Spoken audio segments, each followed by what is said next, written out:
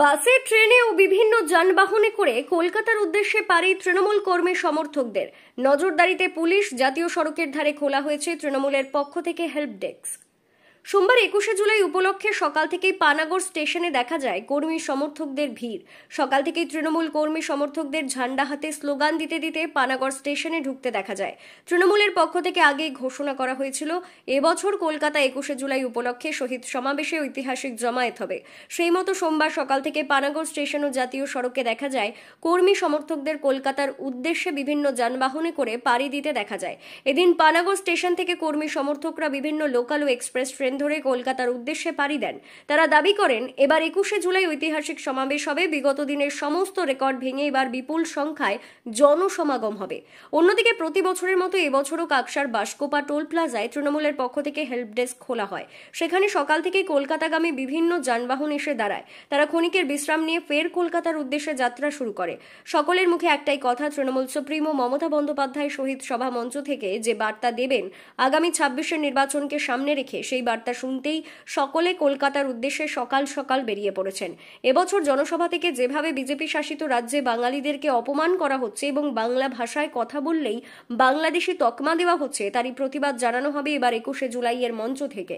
এদিন বাসকোপা টোল প্লাজার কাছে টোল কর্মীদের উদ্যোগে এবং তৃণমূল শ্রমিক সংগঠনের পক্ষ থেকে হেল্প ডেস্ক খোলা হয়। হেল্প ডেস্কে কে রাখা হয়েছে বিভিন্ন প্রয়োজনীয় ওষুধপত্র রয়েছে, চিকিৎসক, কেউ অসুস্থ হলে তার জন্য অ্যাম্বুলেন্সের ব্যবস্থা রাখা হয়েছে।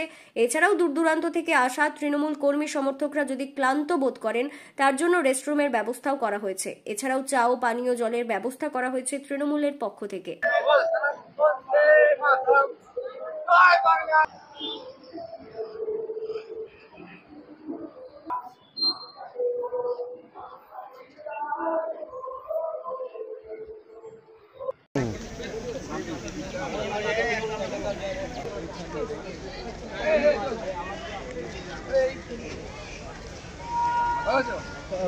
চরণে আপন মরণে রক্ত ঋণ শোধ করুন, শোধ করুন, শোধ করুন। বন্দে মাতরম, বন্দে মাতরম।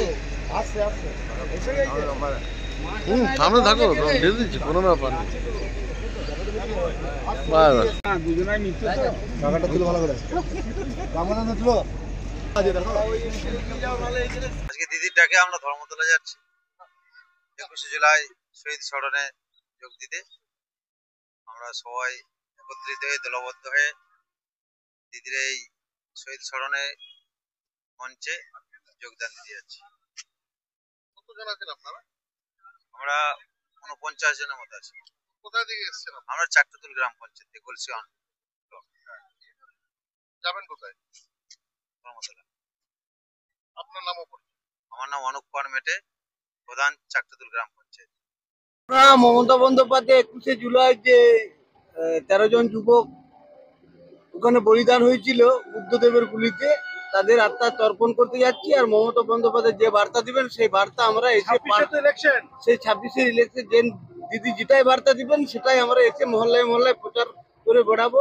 26শে আমরা 250-এর বেশি আসন নিয়ে মমতা বন্দ্যোপাধ্যায়কে মুখ্যমন্ত্রী দেখতে চাই। আমরা দিদি সৈনিক। আপনার নাম? নিমাই মাঝি। কিসে আছে? আমি বাঁকুড়া জেলা তৃণমূল কংগ্রেসের সাধারণ সম্পাদক, গঙ্গাজলহাটি পঞ্চায়েত সমিতির সভাপতি।